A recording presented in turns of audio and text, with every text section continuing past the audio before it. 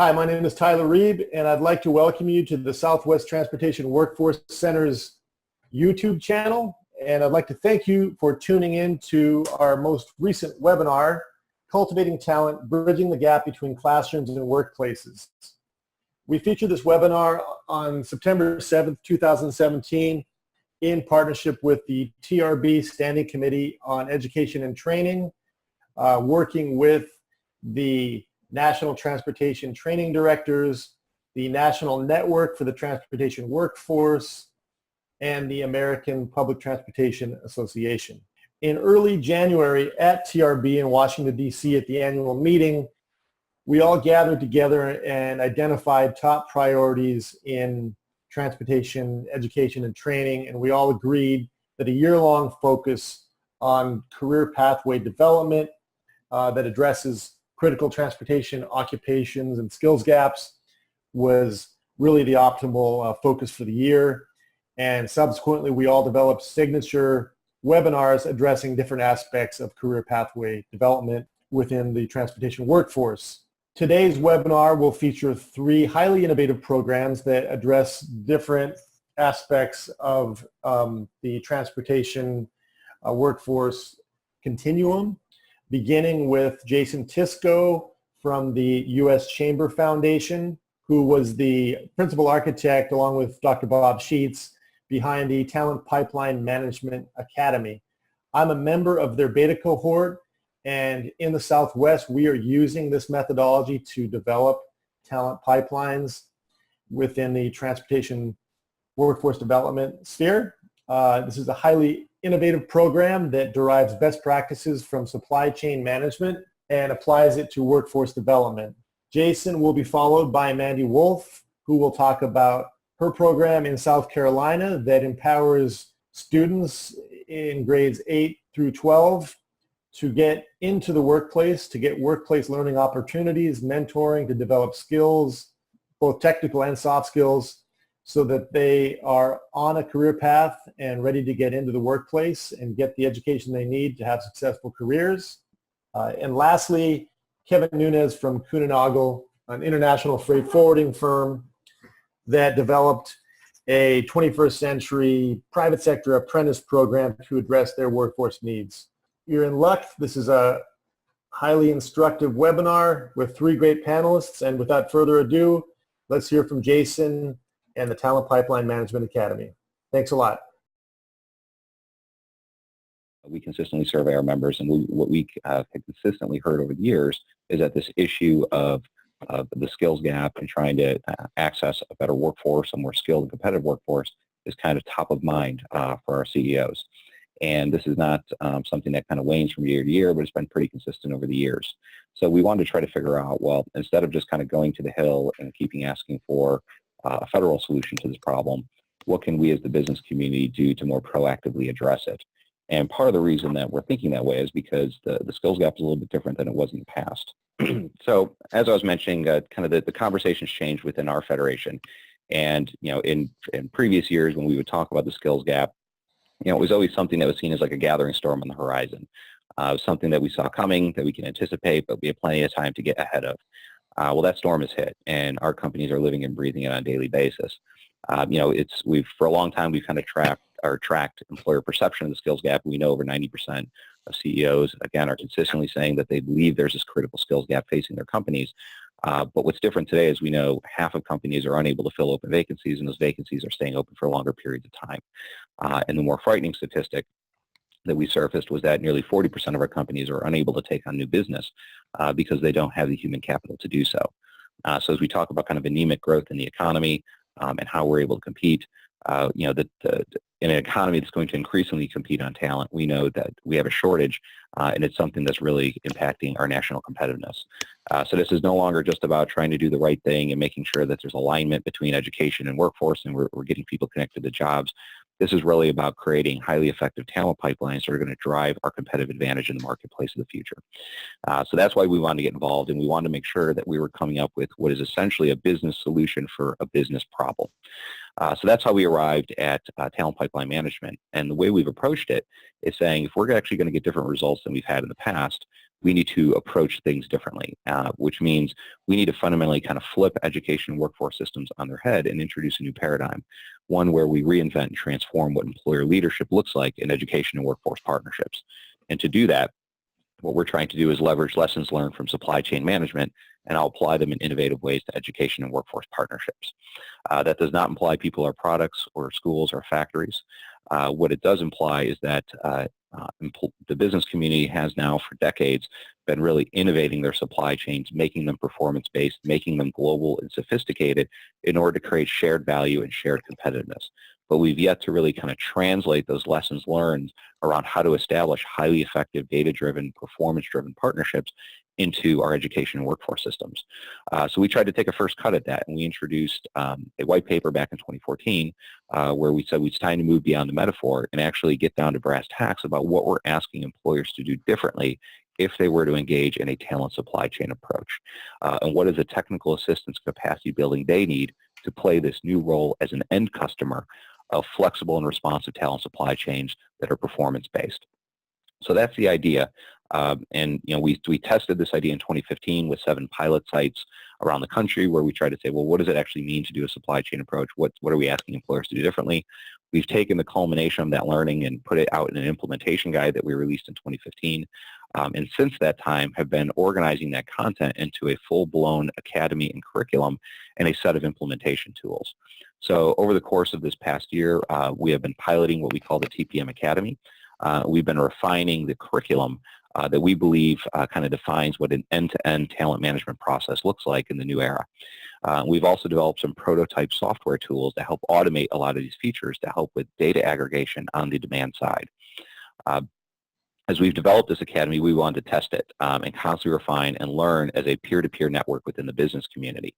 And we are now working in our 3rd national pilot cohort to really refine this approach.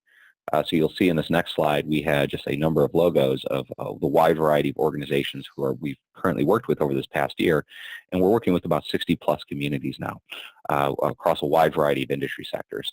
The majority of these folks actually are chambers of commerce and economic development organizations and other sector-based industry groups.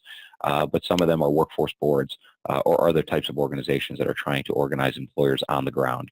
But what we've tried to create is a generic approach that could be applied widely and can be customized in a wide variety of settings, but really trying to activate this new employer-led network where business associations are now organizing this talent supply chain approach as a member service and really trying to embed this more in the business community and give them the tools they need to be successful.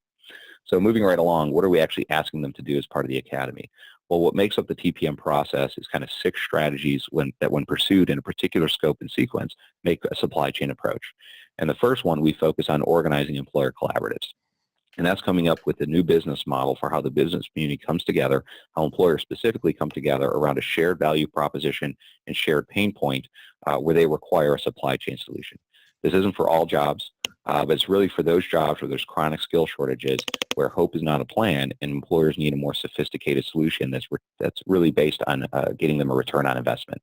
So employer collaboratives are by employers for employers, really geared around getting an ROI for those companies who are sitting around the table and who've agreed to work together to address a shared pain point, which could be a chronic lack of qualified applicants for a position. It could be poor retention rates.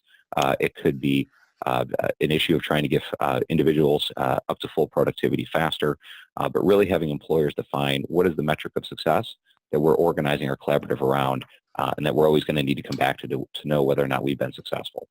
So once we get employer collaboratives to agree on what they're focusing on and what are those critical occupations that require a solution, we then move into the next strategy, which is around demand planning. So if you know what you need, now you need to know the level of that need over time. And here we're trying to get employers to more directly share their forecasting data for those critical positions in more real-time and more dynamic forecasting, which is different than long-term state occupational forecasts, which can go up to 10 years, or even real-time labor market information vendors, which are really kind of scraping job boards, and that has some inherent limitations built into it. But if we're trying to get an ROI for the companies that make up the collaborative, we need their data to benchmark whether or not they've been successful. And the first thing we need is you got to get the level of demand right and what the lead time is for filling that need, which is often a shorter time horizon than folks predict. In the third strategy, we then move on to Well, if you know how many you need, what are the requirements for filling that need? And we go through a process to create a shared language for creating a shared language for communicating competency and credentialing requirements for those positions.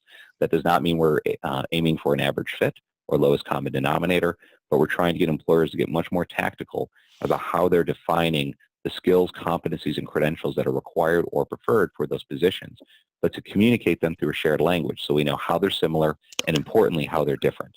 So we think through standardization and supply chain management, you could actually enable full customization. So again, just keeping track where we're at. We know what we're focused on. We know how many we need. We know the requirements for filling that need. And then we move into the fourth strategy, which is all around where have we historically sourced that need from. And if we look at our current frontline workforce, who kind of represents our A talent, who we've successfully retained, how do we back map where we've gotten those people from? Are there any patterns in terms of where they receive their education, training, or credentialing that need to stand out? Because if we're identifying who we're going to work with in the future, we might need to go back to those sources, but also address whether or not they have the capacity to meet our projected need that we covered in strategy 2. So get your facts straight in terms of what you need, how many you need, the requirements for filling that need, and where you've historically sourced that need, and their ability to provide for that need in the future, which then brings us to strategy 5. So all of this has just been the employers getting their facts straight, creating trust, sharing data in ways they've historically not done, really kind of owning the collaborative. And then we get to strategy 5 where they start orchestrating talent supply chain solutions.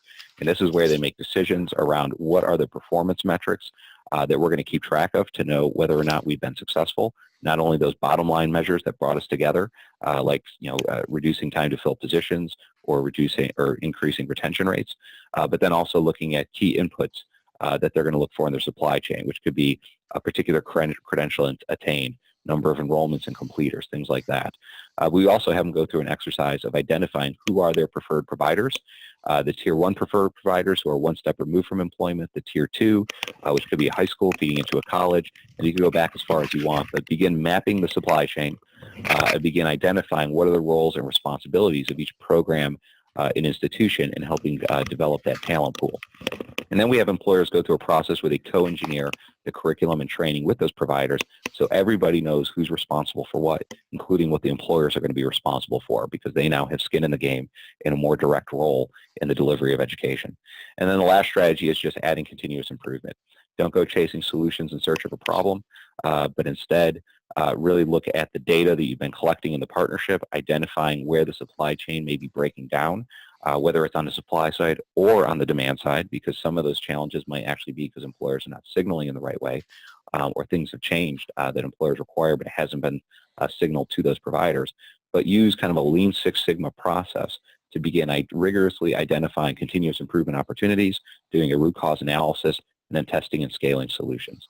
So we go through a little bit of that. But we believe that if employers take the time over the course of 9 months to a year to actually do their homework, orchestrate these partnerships, and begin collecting data, they can actually start chipping away at the skills gap that they've been facing. And what I want to conclude with now is just move through just a set of visuals, because one of the things that we do as part of the process is create a set of visualizations that really help communicate what the supply chain looks like. And a lot of these visuals are able to be generated through the software tools that we've developed. So these are just kind of generic visuals right now, but they can be customized as needed for employer collaboratives. And the first one I wanted to share is this idea of back mapping talent flows. In strategy 4, I talked about how employers could actually back map their A players, who they've best been able to retain, and they could track them back from Tier 1 to Tier 2 as far back as you need. But you could actually start creating a map of what are the real career pathways that reach us today, but then also create another map of who are the preferred provider networks we will work with now and in the future to actually supply our need. So you could actually start creating these career pathway maps and showing how all the partners relate to one another and what the flows of talent are to the collaborative members. Another visualization I wanted to share with you is this idea of the value stream map, something very familiar in supply chain management, but applied here to show the full talent development cycle. And by doing that, you can show the process going from career awareness through exploration, preparation, pre-employment training, onboarding, so on and so forth, and begin identifying which tier supplier is responsible for which talent development role, who are the providers that are going to be serving in that function, what are the performance characteristics we're going to be looking for, what are the incentives we are going to provide to each of the players, like work-based learning opportunities, access to facilities, tours, things like that. But how can we begin identifying how all of the players relate to one another in terms of their responsibility to the supply chain, and how are we going to make sure we're on track to meet our need at the end of the day, that we're making progress, and how do we know we have the right mix of incentives, particularly employer incentives, to make the supply chain optimal in delivering that solution. And then the last visualization I wanted to share with you is one of a scorecard. We have a number of these, but this is just a quick and dirty performance scorecard that a collaborative can organize to constantly be communicating. Have we been addressing those shared pain point measures that brought us together? How well have we been doing relative to our expectations? How have we been trending? But are we actually making progress at, for example, the percent of applicants from providers meeting hiring requirements, or the average number of days for filling positions?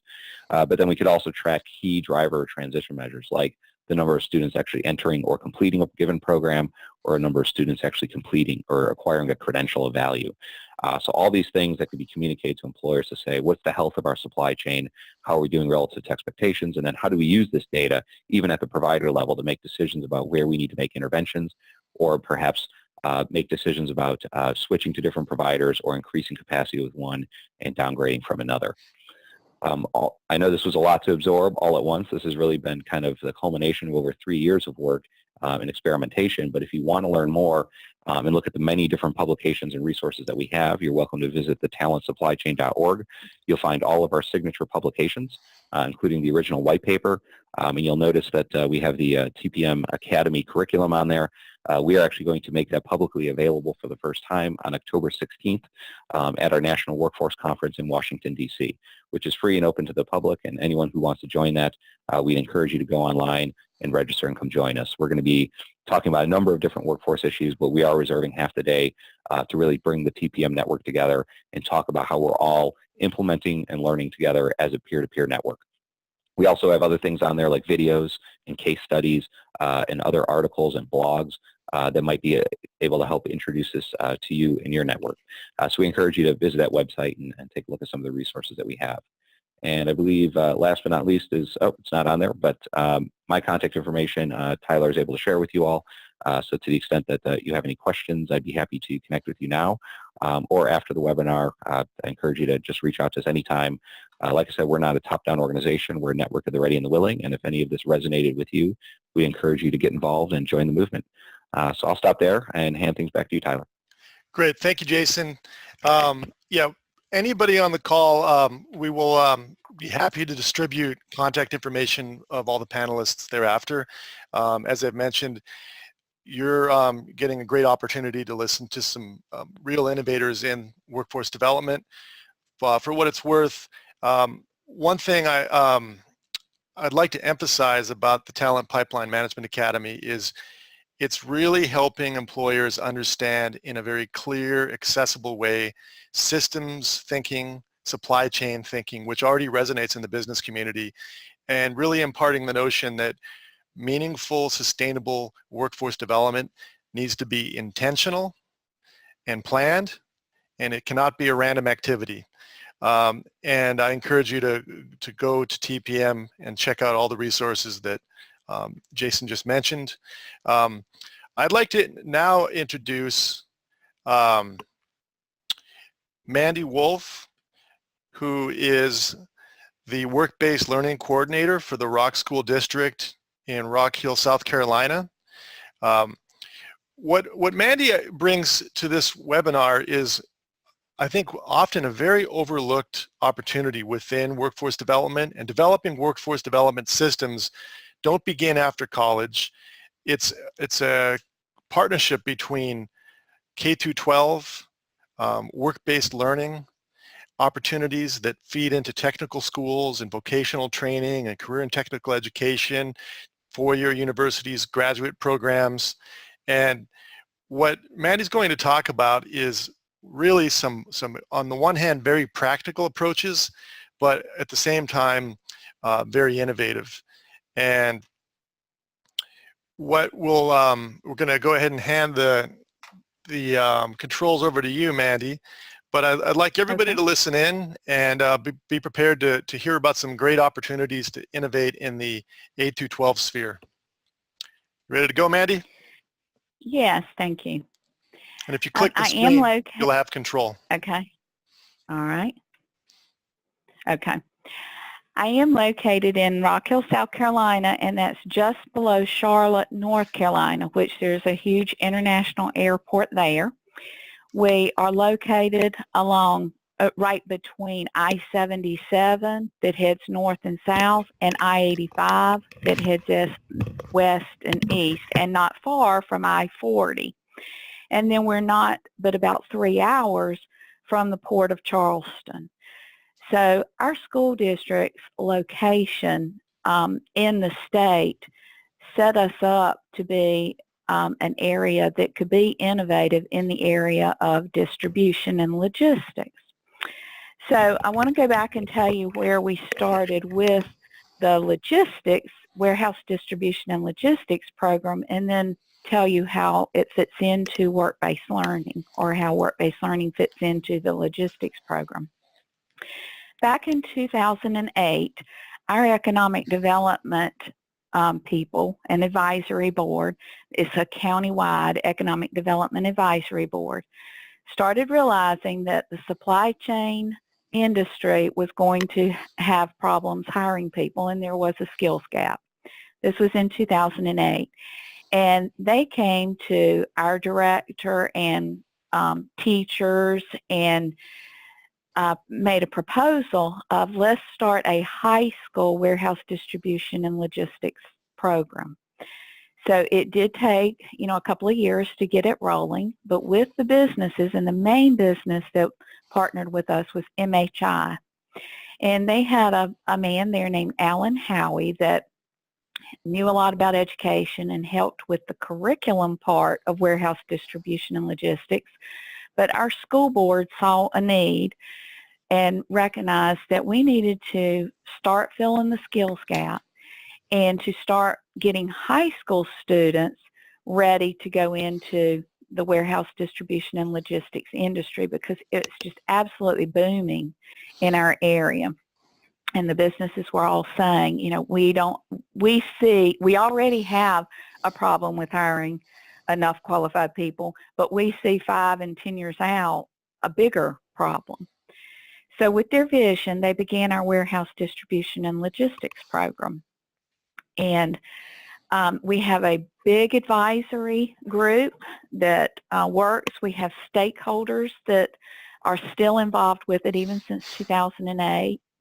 MHI is still involved, DHL, Black & Decker, Ross Industries, Target Industries, and these are all, West Marine, these are all industries that are relatively close to us. They are in the Charlotte, North Carolina and the Rock Hill, South Carolina area, and they still stay involved with us. And the biggest thing about running a high school program and closing the skills gap and training high school students is the involvement of industry. And we are required to have advisory boards for every program that we teach.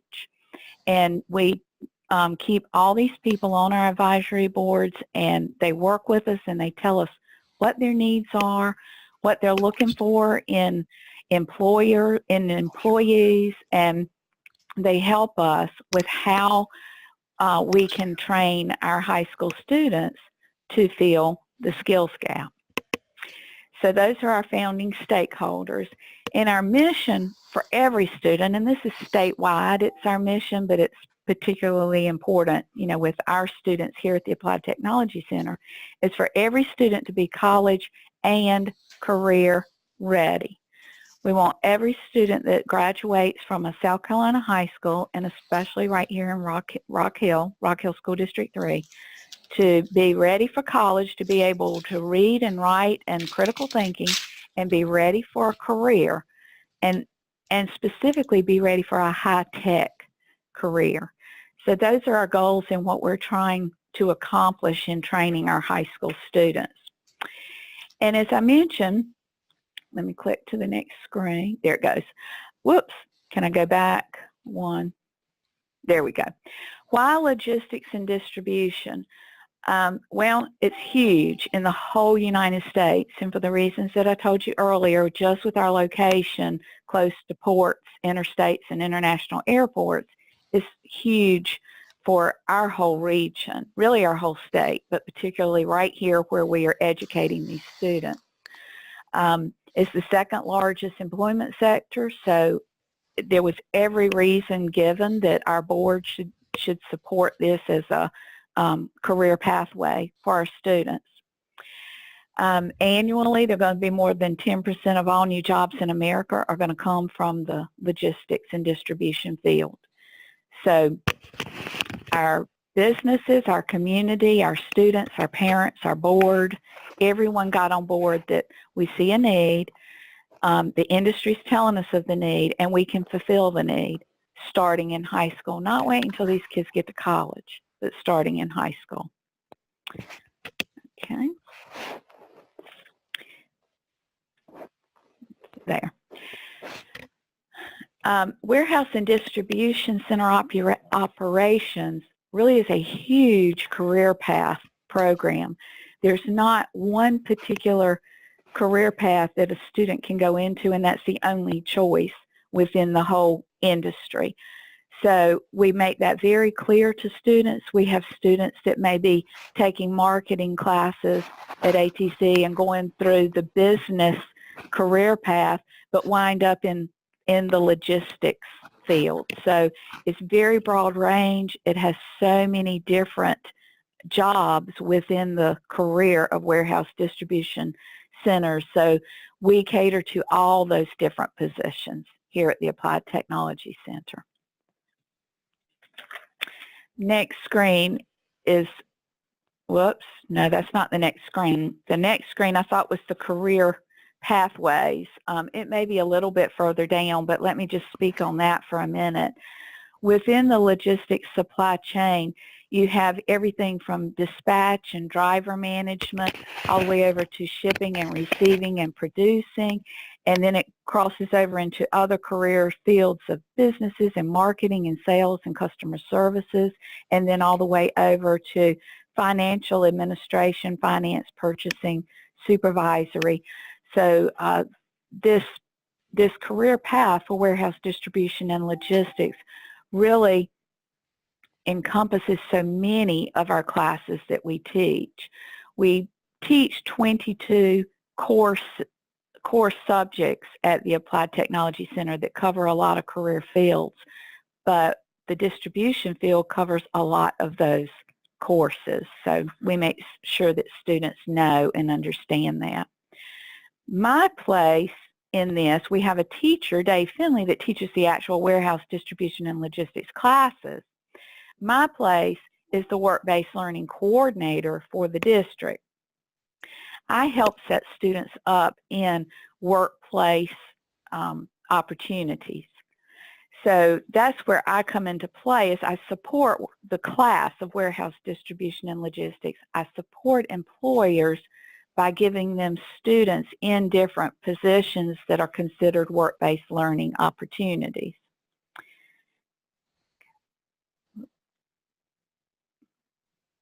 Sometimes when I click it, it goes. There it goes. Okay. Some of the work-based learning opportunities that we provide in the district are apprenticeships, co-ops, internships, shadowing, both virtual and on-site, school-based enterprise, service learning, field trips, and work-based learning course credits. So that's what I do, is place students in opportunities that are real world to get them ready for the real world. And we all have advisory boards, and my advisory boards tell me, just as the gentleman before me mentioned, the huge skill gap with students coming out of high school or even college, and then the employers are getting them. So we have focused tremendously in the state and at the Applied Technology Center on providing work-based learning experiences for students, so that once they get what the books teach them, they go out into the world, into the real workforce, and apply the skills that they have learned in the workforce. And that's what work-based learning is. What we have chosen to focus on, because over the years, and this went back to 2008, 2009, 2010, we have chosen to focus on workplace skills across every curriculum that we teach, Doesn't matter what class the student is in, whether it's auto body, welding, marketing, teaching fundamentals, digital art, health science, whatever classes the students are in, every curriculum covers workplace skills. And we focus on it very intentionally across everything that we teach, because our advisory boards were telling us, so many of them were saying, if we get a student to come work for us as an intern or apprentice, or as soon as they graduate and they come work for us, if they are teachable and trainable, if they have workplace skills, if they show up on time, if they're not tardy, if they're not absent, if they have communication skills, if they'll show a little bit of initiative, if they'll be just a little bit adaptable to things, then we can teach them the job and they can have a long career with us. But they kept telling us over and over and over, our biggest problem is they just don't show up, or they show up whenever they want to. They're tardy, or they come, but they don't have a good attitude. We can't rely on them. And over and over and over, they kept saying, please just get the kids to us with the soft skills. And if they will show up on time with some initiative, we can train them and teach them and show them and work with them and offer them a career. So we decided at ATC that we were going to implement workplace skills in every single thing that we do. When we teach health science and we teach clinicals and we teach CNA, they get CNA certifications, or digital arts when we're teaching them Adobe and all the different things, everything still, the workplace skills are entwined in everything that we do. And we have level 1, 2, and 3 classes. Level 1, of course, would be an introductory type class, digital arts 1, for instance, or warehouse distribution and logistics 1. Well, that first class, we teach level 1 workplace skills, which is basically just defining them. So many kids don't even know what proper work attire is, or good attendance, what that is. So in level 1, we just make them learn the definitions and show us how they're living out those workplace skills. In our level 2 classes, the middle class, the level 2 classes, they're applying the workplace skills. And at the beginning of every semester, the students are given a pre-test on all the workplace skills, whether it's a level 1 or level 2 or a level 3 test. Then at the end of the semester, after they've practiced them, every week there's one workplace skill that they practice all week long. At the end of the semester, they're given a post-test, and we see how they do. In the level 3 test that we have, they actually have to apply critical thought to real-world situations. There's small paragraphs, and they say, if you're at work and this happens, what do you do about it? You know, how do you handle yourself?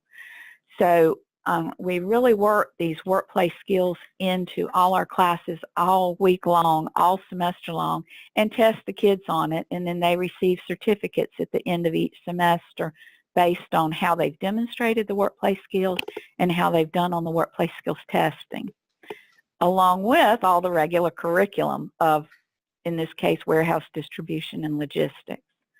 So it's a full schedule for them. The other thing we do to integrate workplace skills into everything we do, once a month, every teacher of every program gives me one student. So it's that they teach around 60 to 80 students per semester. They give me one student that is their star student of the month. And that student may or may not have the highest grade in that class, but that student has the best workplace skill demonstrations in the class. That student is adaptable, they show up on time, they're cooperative, they know how to dress, they're problem solvers, they're reliable, and that student then receives the Star Student of the Month award. And I do several things to reward them, to put them out there. The teacher writes up a little paragraph for me. I come by and take their pictures. I print off their write-up in their pictures, and I put it in a frame outside of their classroom. Then we announce their names over the intercom system school-wide and have them come to the office. And then what you're looking at is a picture of a book bag, a cinch sack that I had all the workplace skills printed on, and they're given a gift of the book bag, the cinch sack, and then the other thing is a t-shirt. It's an ATC t-shirt. It says that on the front. Then on the back it says academics plus skills equals money, and every student gets that, a book bag and a t-shirt, and they get to keep that. So that's kind of their reward. And then with their permission, I tweet out all their pictures and write-ups and talk about them, why they're the Star Student of the Month. And everything is revolving around workplace skills. Lots of times they do have A's in the classes, but maybe not. We've had students that didn't have real good grades in the classes. They don't test well, but they are top. They would make a top-notch employee. So that is the Star Student of the Month. So that's kind of the way we handle getting workplace skills involved in everything that they do. There's the slide on the career pathway of warehouse distribution and logistics. So I'll leave that up for a second for you to see. And you can tell that that pathway intertwines in so many of the other career courses that are taught anywhere. Let's see the last one. Okay, challenges for implementing any program. Whether you're implementing a new program like we did of warehouse distribution and logistics, or if you're implementing, the workplace skills, the things that I talked about, how we have entwined them in everything that we do, there are always challenges. Everything has pluses and minuses. The challenge specific to the distribution center, and really any manufacturing center with work-based learning, is they always want, they got to be 18. Absolutely have to be 18. Our insurance isn't going to pay for them. Well, that's true.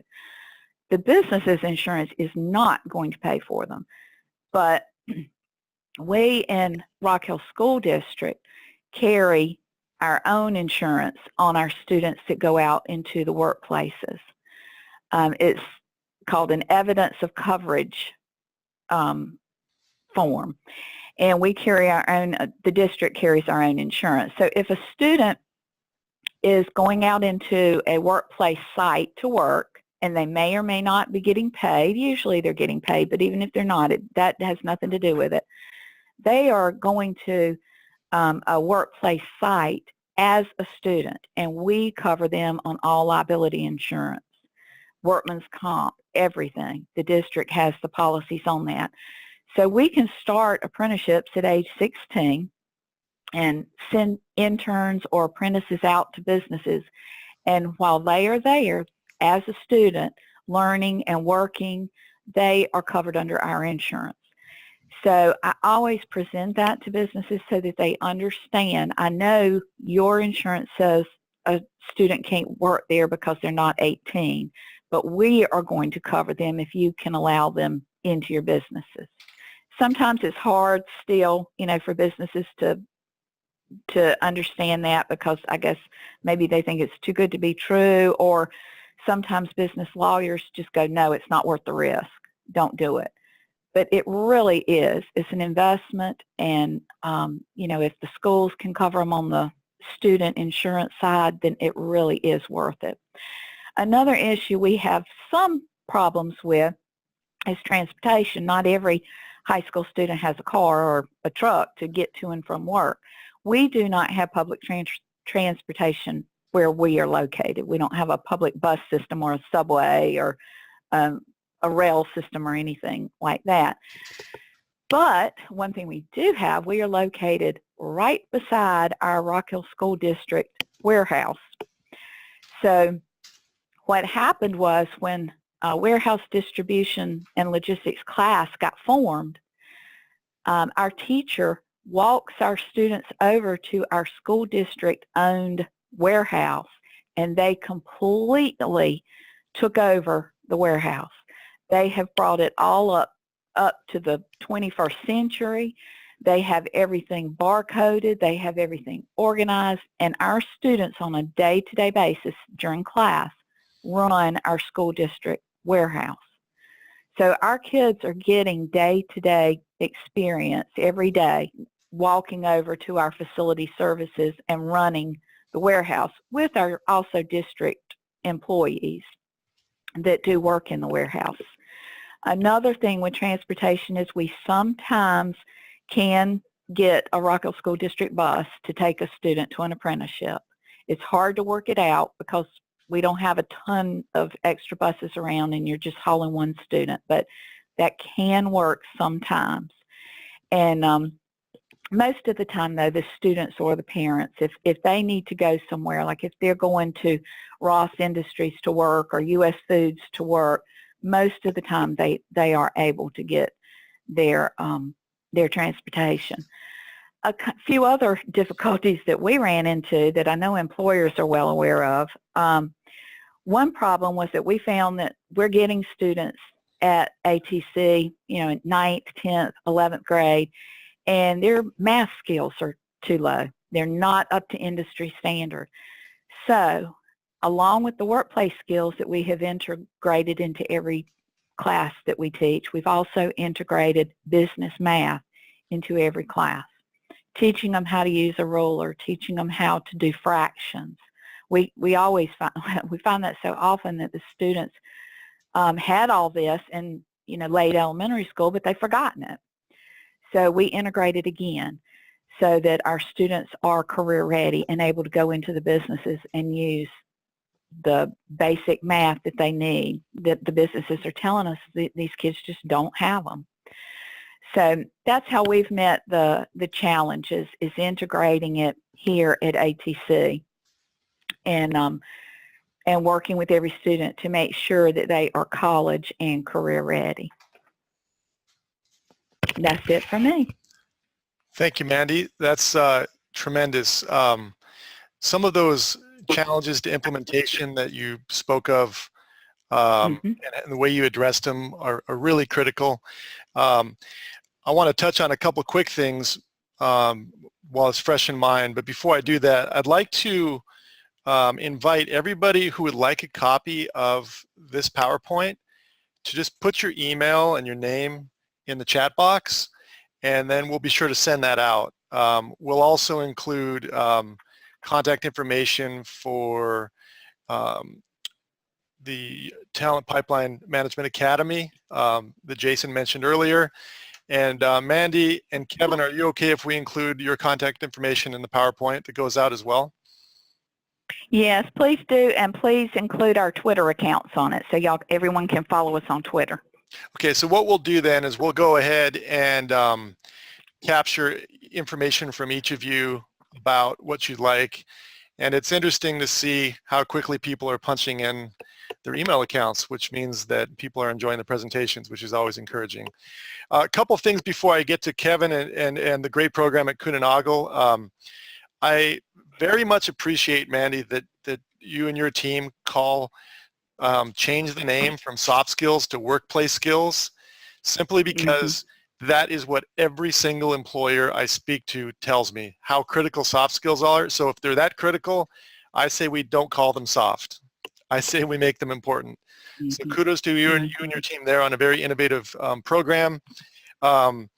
We will, the other thing I'd like to mention, in addition to putting in your emails, if you want copies of the PowerPoint and related contact information that we'll gather from our panelists afterward, please include any questions that you have about Jason's presentation, Mandy's, and Kevin's forthcoming. When we get to the Q&A section, I want to refer to those questions. You can put that in the chat box or the Q&A box. Probably your questions in the Q&A and your emails in the chat boxes to keep it separate. Having said that, I'd now like to introduce Kevin Nunez from Kuehne+Nagel. He's the Human Resources Business Partner for the Western area of the U.S. I had the great pleasure of speaking with Kevin and his direct boss, I guess, Stefan Minder, who's a product of European apprentice programs, and they worked together to develop the concept for a private sector apprentice program that addressed some needs that were directly impacting the freight forwarding community. I don't want to steal any punchlines, but what they came up with and the rationale for doing so is rooted in best practices going back to some of the early German apprentice programs, but also bringing in some of the fresh new ideas from, the American free market. So without, further introduction, Kevin, if you've got control of the screen and your audio is live, you can take it from here. Thanks, Tyler. I'm just clicking in here now to take control of this.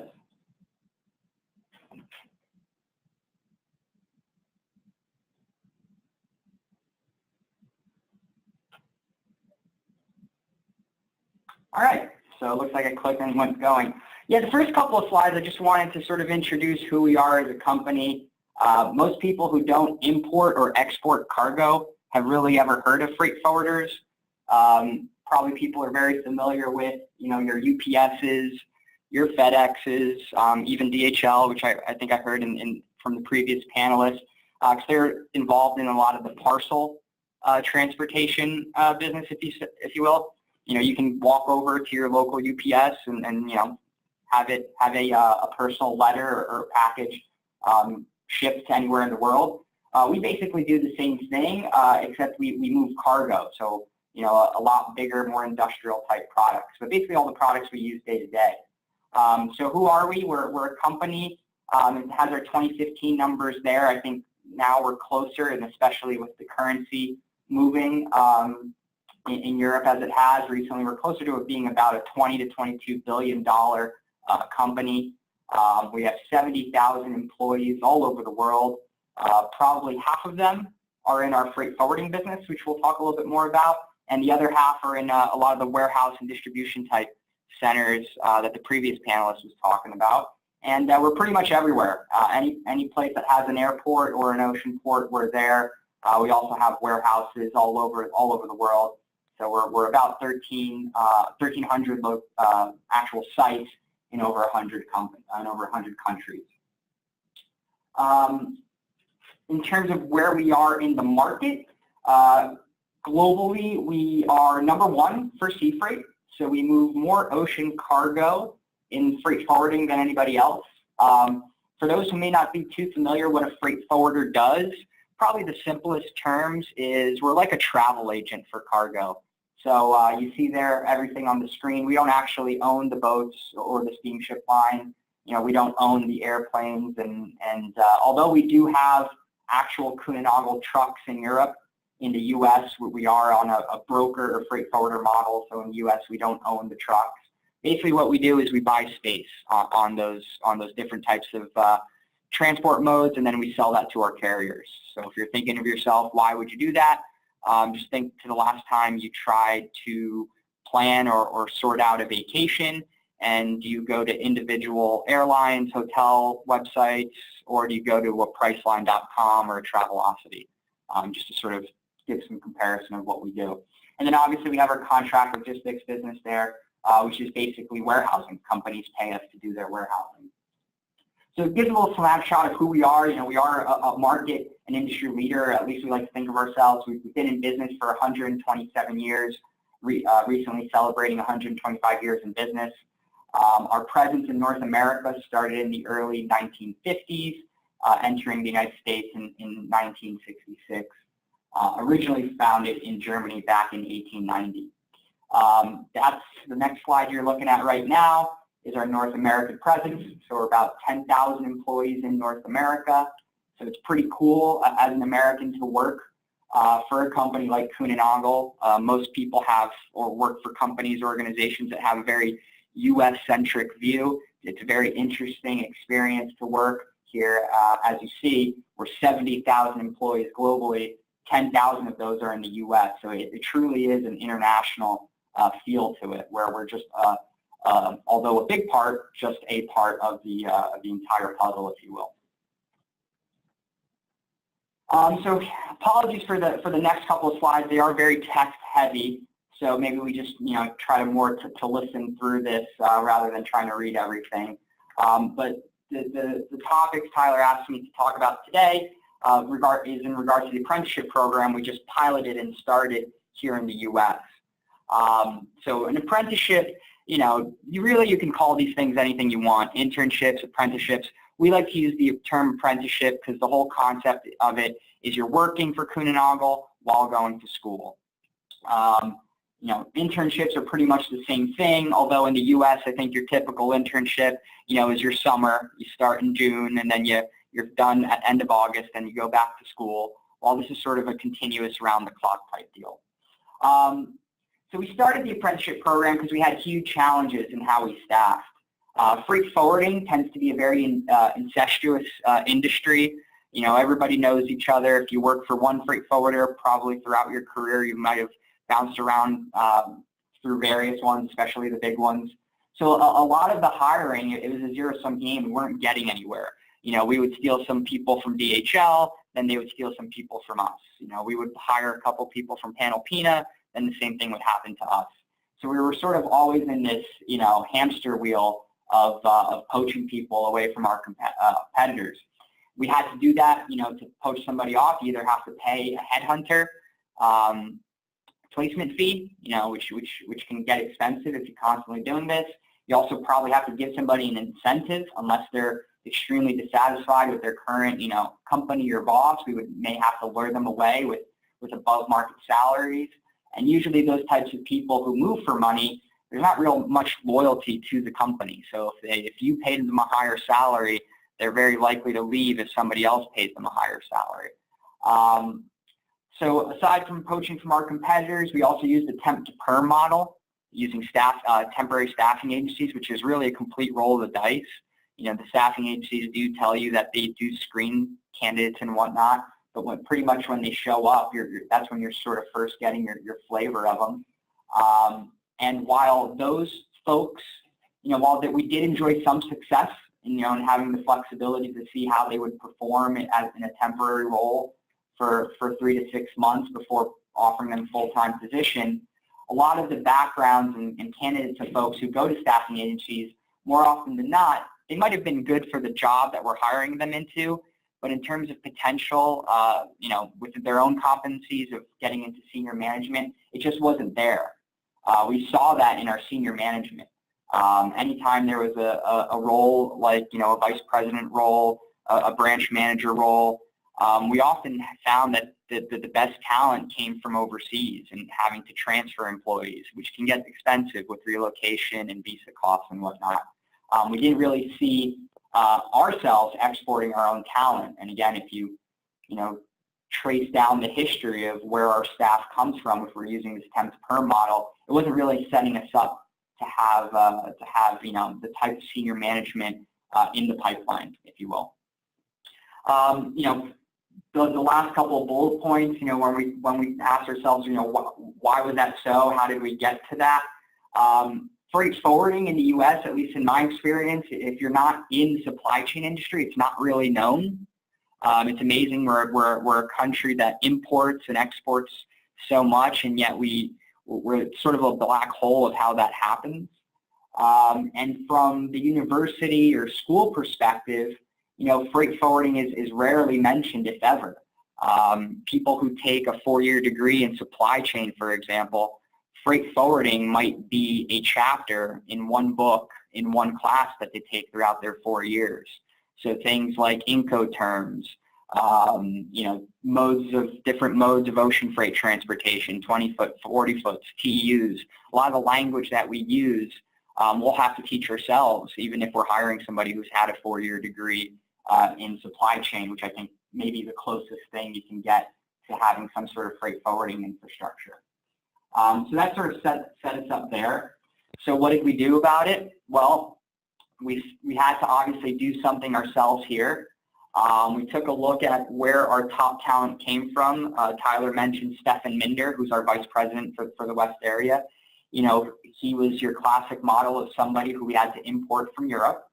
And a lot of these employees or senior managers all started as apprentices. Our president of North America, our CEO, Stefan, they all started their career in apprenticeship, in European-style apprenticeship programs. So we decided, you know, why not give it a whirl and try it here? So the first go of it was in 2015. We started it in our Los Angeles branch and our New York City branch. We targeted some schools here in LA. We worked closely with Cal State Long Beach, who's been a great partner with us here. and we set out on this journey, if you will. The program is now in its third year. We're about to make offers to 3 new apprentices for this fall to start. And the whole concept of it is to offer flexibility while the apprentice is in school. So we don't really have very strict requirements with it in terms of you must have this or you must have that. We're really looking for folks who are very interested and passionate about our industry. Our sweet spot is juniors and seniors enrolled in a 4-year degree pursuing some sort of international business or supply chain program. But we've also hired apprentices who are attending community college, who are finishing up an associate's degree in business administration, for example. We have hired apprentices who've already completed their 4-year degree and maybe looking to, complete some sort of certification or a master's program, and we're there to support that. So typical apprentices, while they're attending school, they'll work anywhere from 20 hours to 40 hours a week if possible. We provide tuition reimbursement, which is sort of the carrot, and it's also a paid position. So they start off at a very pretty competitive wage that gets increased every 5 months or so as they successfully complete the program. It's about 20 to 22 months long, and at the end of it, they get placed in a full-time position. So apologies I didn't advance the slide there. This next one sort of takes a look or provides some more detail into the apprenticeship program. And obviously the end goal is full-time permanent placement. And again, the whole concept is work and study. So there's great benefits to the education here offered in the United States. I think where it's lacking is obviously in that focused segment of where you're eventually going to go to work. I think the previous panelists talked a little bit about teaching people, about work behaviors and what are acceptable work behaviors if those skills aren't there. But we basically teach them the freight forwarding, which we can't find. It's very difficult to find people already with that. Whereas a company like a Goldman Sachs or a GE, they can find somebody who's studying finance to go work in their banking division, or they can find an engineer who can help them, engineer wind turbines. For us, it's almost impossible to find somebody who's already formed right out of school or who's currently studying something to help, operate freight forwarding shipments. So we do this ourselves. In addition to the tuition reimbursement and the rotations that they have in the various departments, we've developed our own freight forwarding certification. So it's really a deep dive and sort of a focus into freight forwarding academic topics. And this is this is taught remotely via webinar out of Germany, and actually employees and apprentices all over the globe dial in through this. So they have homework and classes and everything like that. And then at the end of it, they get a certificate that they can carry with them through the rest of their careers. I think that is all the slides. Oh, the success so far. So this is just a little recap of how it's gone. So we started in 2015 with 2 apprentices. We hired 4 in 2016.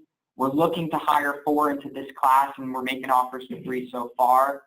And of all those apprentices, 2 so far have received permanent appointments, which we're very happy to. And pictured there is myself on the far left.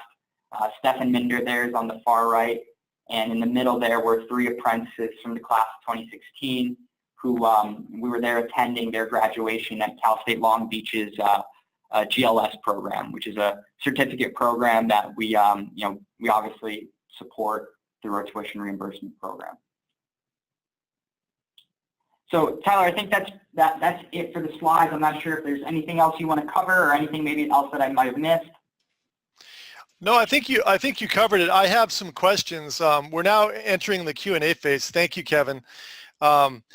This is probably the part of the webinar I'm most interested in. I'd like to begin by just pointing out that what we have reflected in the 3 panelists we've just heard from are the building blocks, and I think kind of the innovative elements necessary to develop a complete community workforce development ecosystem.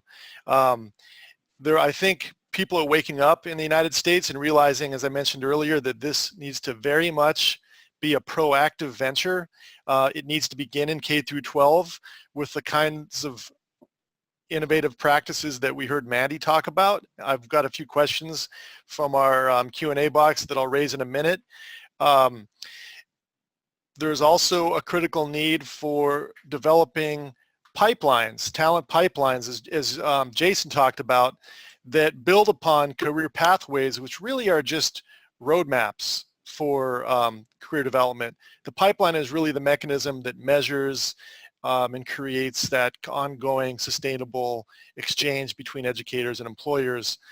And I found it very interesting at the end to hear Kevin talking about how Kuehne+Nagel reflected on its talent flow, assessed where it got its best talent, and then built around that, which very much plugs into what Jason was saying from the outset. So as we go into the Q&A phase, I, number one, would like to invite the panelists to ask each other questions. I see a lot of great ways that these three practices plug into one another, and if people around the country were looking for 3 exemplars of building a community, you really couldn't come up with a better 3 than we have right here. Mandy, you did a nice job of talking about challenges to implementation for your program, how to bring minors into workplaces, how to deal with transportation issues and things like that. Before I move into other questions that I have and then go to the Q&A from our audience, I'd like to ask Jason and then Kevin if you could address maybe some of the biggest challenges that you addressed in implementing your programs, beginning with Jason. Thanks, Tyler. Can you still hear me? Absolutely. Okay. Yeah. One of the big question marks when we approached this initiative was, will employers share what is often perceived as proprietary data? And when we were talking about kind of like, getting into the brass tacks of how you're organizing your workforce, how you're forecasting demand, how you're communicating hiring requirements, at a number of different forums, we had individuals from the business community actually raise that to say, will business share that, and will they share that if competitors are in the room? So that was one thing we needed to test against, and I'm happy to say that after a few years of implementation, if given the space, incentive, and tools, we found that employers will in fact share that information in ways they've not historically done if you get the value proposition right. So that was one big key finding, and I think for a long time we've kind of had in our minds that there's this collective action problem where employers won't organize their own solutions because they won't work together collaboratively, and we've kind of challenged that and have been pleasantly surprised with just how much employers are willing to share and work together if you give them the right tools of action to do so. The other big kind of aha moment for us was often when I kind of talk about the approach, we talk about a number of strategies, how they feed into one another as part of an end-to-end process. But if you don't get that first strategy right, none of the rest of it works. And that first strategy was all around how you organize the collaborative. And what we've often find is folks have kind of had some fits and starts if they kind of bring the folks together in the room, but don't necessarily take the time to get employers to meet separately, have a conversation with themselves, build trust, shared understanding of why they're doing what they're doing, an agreement and buy-in that they're willing to share this information to achieve this kind of objective. And we've often kind of just assumed if employers show up, that they're ready to go, that they are able to communicate their needs, that they know the problem, that we all share the same problem that we're trying to solve, and that we all buy in and trust one another. And we've often found that's just simply not the case. So creating the necessary space and kind of navigating the difficult discussions and politics of getting employers to that point of buy-in and trust is really critical. And we've often found that if you kind of just accelerate past that even a little bit, it causes implementation challenges later down the road. So that was just a big thing. You got to get that right and give employers a space to actually have those difficult conversations and kind of walk out with their buy-in. Because if you get it right, everything else moves super fast and a lot more fluidly. Oh, that's excellent, and I can attest to the value of that comment myself, as having gone through the TPM Academy training and then working with stakeholders to develop a talent pipeline. We work and live in a digital age, and a lot of things are facilitated through digital network-based approaches, but at the end of the day, old-fashioned relationships and the patience and the active listening that takes place to hear where people are coming from, and to use some of your TPM terminology, Jason, identifying those common pain points, and then rallying the, working to help rally the collaborative around that is absolutely where it must begin. Kevin, challenges that Kuninaga leadership faced in getting your apprentice program off the ground? Yeah, I mean, it was more while we had it going. I think in terms of getting it off the ground internally, this was something that by no means was something from HR that had to convince the business to support. The business is in turn the business was asking us to do this, so it was pretty easy to get it off the ground. While we were doing it, the one big challenge really is all about the people we were looking at. So number one, when we were interviewing, you have to have a pretty real conversation about what your next 4 to 6 years might look like, meaning the candidate, the apprentice, what they're going to be doing. I think the way our educational or career path model has been working in the U.S. is nobody really ever forces that, and I think back to myself going through high school and college, there was a lot of people who would go very, very far without ever really, having a serious, not only discussion, but also a serious commitment about what they want to do. They would sort of go a pretty scary amount of time being undecided. Our program's a massive investment with the tuition reimbursement, the time to train, the wages that we're giving. That's a huge red flag for us when we're interviewing candidates who say, I'm not really sure what I want to do. I might go back to get a master's degree. I might change my career entirely. So that was definitely a big challenge is, candidates or students, potential, whatever you want to call them, is finally getting them to have a real, hard thought about what they might want to do for the next 2 to 3 years. And then the second piece of it, which sort of piggybacks off of it, was making sure we're targeting students who have the right level of expectation. So I think Kuninaga is a great company to work with. I think there's a lot of parts of our business and industry that can be, attractive to students. But we're also not Facebook. We're not Google. We're not the investment banks. We're not the ones that have, the gourmet meals. Working for Kuninaga does not mean you're going to have, a corner office in 3 to 6 months. So we had to be very careful about, what schools we recruited at, types of degrees, and just even the students themselves, what they were looking for.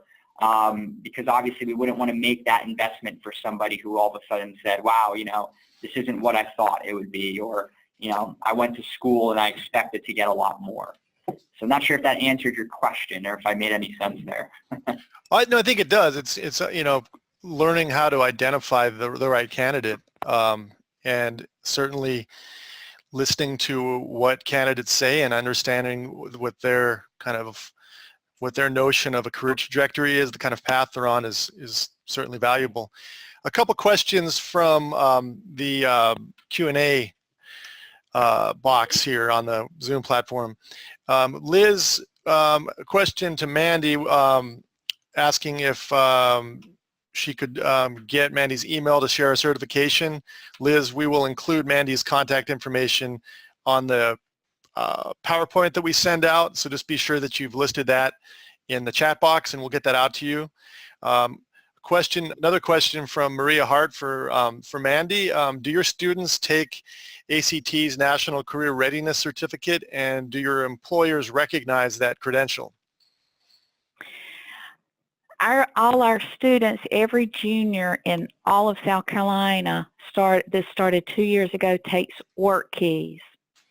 And that's the test that we've chosen right now to use statewide for career readiness, and certifications are offered through work keys, and all our businesses do recognize, well, most of our businesses do recognize the work key certifications. There's platinum, gold, silver, and bronze certifications. So that's what the state of South Carolina is currently using. Every 5 years, the state is up for, a different test for the contract's up, and they may choose ACT at another time, but presently we're using work keys for every junior. Great. A question for Kevin from, it looks like David Gerke, if I'm pronouncing that right. I'm asking if it's possible to get contact information for your New Jersey locations, specifically if there's an apprenticeship coordinator. David, if you've included your email, you will get the PowerPoint that will have Kevin's information. I don't know if you wanted to speak to it beyond that, Kevin. No, that's fine. Okay, great. Question from Joseph about the Kuehne-Nagel program. For students in supply chain programs on freight forwarding, how do you balance your specialized curricula with other course programs such as the sciences, math, engineering, English, etc.? So I guess what the question is asking, how do you balance the general requirements of academia with specialized curricula? Yeah, hopefully I understand the question correctly. I mean, really what we look for with students is students who are passionate about our industry, who want to become freight forwarders, and more importantly, who want to become freight forwarders for Kuehne-Nagel. So for us, whether you studied English, math, or whatever, is not that important to us. Now, these things often go hand in hand. Students who really are interested in our industry tend to enroll themselves, in international business, international relations, supply chain, those types of programs. So sort of one usually comes with the other. In terms of, what they might study in terms of their general courses, we don't really touch with that or have involvement in that. So not sure if I did an adequate job there answering the question, but well, one thing I can build on is I think what Kuehne-Nagel faces is a reality that an increasing number of employers across sectors are going to face, which is that technology is becoming so disruptive and moving so quickly that it's not that academia is broken, it's just that academia is just simply, traditional academia is not built to move as fast as is required, and in some cases it's unrealistic to expect that. And I think what's emerging is the realization among employers that workplace learning, on-the-job training, these things, this is where you have to learn. You got to get your hands on the equipment. You got to learn how to work with the specific vernacular, as you mentioned, Kevin. And I think beyond balancing disciplinary considerations, I think that's a major challenge. I wanted to take a question back to Jason, but I'd also like to, if Mandy, I know you also work with talent pipelines as well, and Kevin, I know your team is effectively creating its own. Jason, a lot of what we hear in the world of workforce development revolves around vague metaphors. We hear ladders of opportunity. We hear about latticing. We hear about pathways. We hear about pipelines. And from somebody on the outside, they would think, well, these all sound like convenient metaphors, but what does it all really mean? And I think one of the strengths of the TPM program is the clarity it brings step by step in the systems-based thinking. This is a fairly nuanced question, but I know you're ready to handle it. Career pathway is effectively a roadmap, but it doesn't necessarily create the mechanisms to test talent flow, to assess retention. After you develop the pathway, you need to test whether it's the right pathway and if it needs to be modified.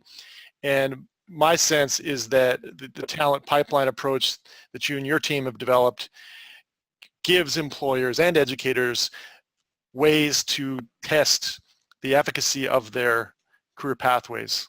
Do you mind taking that one? Yeah, happy to, Tyler. I think you're right. This approach is very complementary to a wide variety of career pathway initiatives, apprenticeship initiatives, sector-based initiatives, because it kind of reverse engineers kind of the employer leadership role and kind of really puts employers on the spot to kind of produce new, more granular information about what their needs are, which allows them to get the buy-in necessary to kind of be a much better partner in the delivery of education, training, and credentialing. as well as ensures better outcomes in terms of students making that transition, while also communicating how the employer customer benefited. And that's something that's kind of remained elusive, this idea of like employer return on investment, where it's something we always talk about. It's something we try to it's a set of talking points where we try to get employers engaged.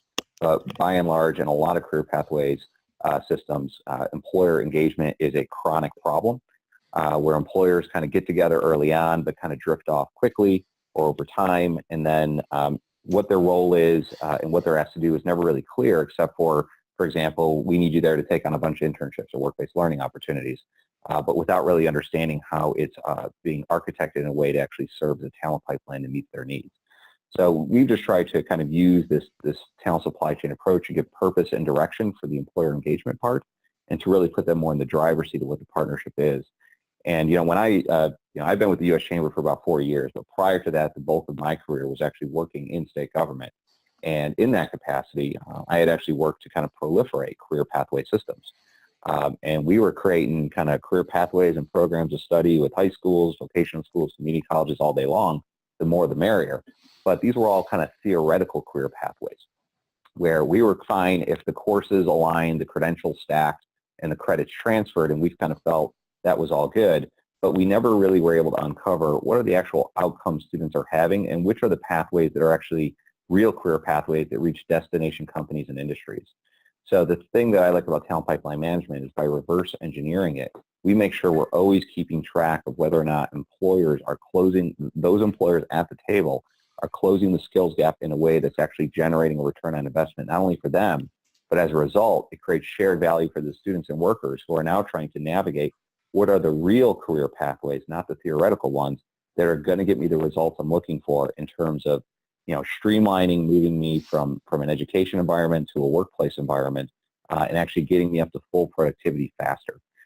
So we think this is, again, it's not either or, it's complementary to, and it addresses a long-standing missing piece, which is the employer leadership dynamic that's necessary and the outcomes it generates, including employer return on investment.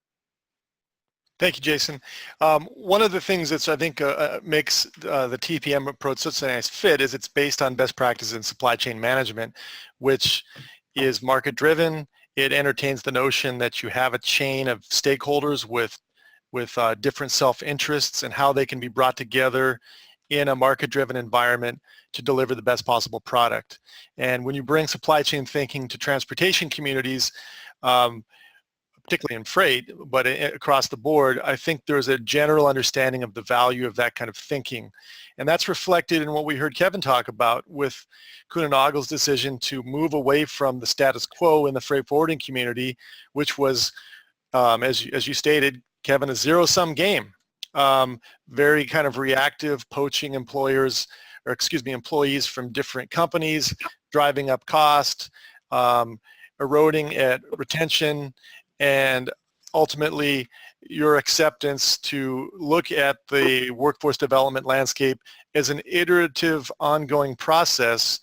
And that seems to be really the only way to look at it. I'm curious, Mandy, how do you assess the success of your initiatives? How do you solicit input from employers and members in industry that you engage to develop the kind of workforce development ecosystem where employers and educators and other stakeholders are all working together? It requires ongoing engagement, and I'm curious to hear about how you approach that in the K through 12 arena. Yeah, it does take constant relationship building and work. And, there's a lot of turnover a lot of times in business. Then there's a lot of turnover sometimes in education. So it's a constant working on building relationships and then forming new ones as employers come and go. The biggest way our companies get and stay involved is through our advisory committees, working on our advisory boards. We meet twice a year, definitely twice a year, and that's as a huge board. Every advisory board member, which is well over 150 people, we will meet next week, September 19th at night, And first, we all meet together in a common room and go over things that apply to every business, every class, everything. And then the particular advisors and teachers and board members split up, and like the warehouse distribution and logistics advisory will meet on their own and talk about things that are specific to that course and that class. And the same with all the other classes, health science or marketing or construction, welding, electricity. So our advisors play a huge part in that.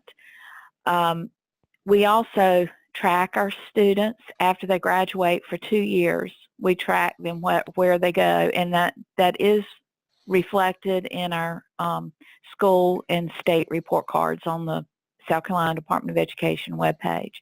So we track them for 2 years from graduation, whether they are in a technical school, a 4-year college, military, or whether they're working full-time within their career path choice. So, we don't count it if they say they are a completer in education and teaching fundamentals, or they're a completer in culinary arts, but they're selling tires at Drum's Tire, then there's not a correlation. So they are, they're not going within the path that they chose in high school. And we keep up with all those records for 2 years. And of course, the majority of the students, because we've built up relationships with them over their high school career and all, they come back and tell us constantly how they're doing. And then we meet with employers basically every year, because if they have an intern or they have an apprentice, then the next school year they probably want one more. So we're constantly keeping up with what has worked in the past and what needs to be improved and what didn't work with the employers, just because we have that ongoing relationship with them.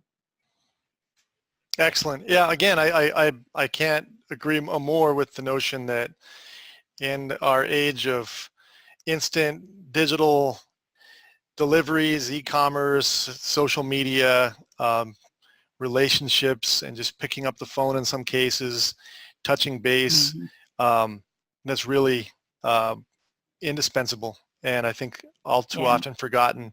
So I think it's definitely a key takeaway from today. Leverage technology, but don't forget some of the old school stuff. Right. It all goes back to the relationship. I agree. I couldn't agree more. So we're getting close to the end of the webinar. So again, we have a whole flurry of people who've put their emails in, which really echoes, I think, the positive response to all three panelists. We will put together an updated PowerPoint with all the panelists' contact information, as well as the contact information for the Southwest Transportation Workforce Center, and links to our fellow regional workforce centers that collectively comprise the National Network for the Transportation Workforce. This has been a tremendous dialogue for all of us. We'll send out this PowerPoint with those updates, along with a link to a recording of this on our YouTube channel. If we don't have any further questions, then I think I'd like to just close on a high note and note that if we can have more workforce leaders like these three panelists, I think that bodes well for the American economy and future employees and employers. Do we have any final questions coming in? Looks like a few more people just putting in their emails for PowerPoints. I'd like to thank Mandy and Kevin and Jason for all of your great presentations, and I'd like to wish everybody a great rest of the day. Thanks very much.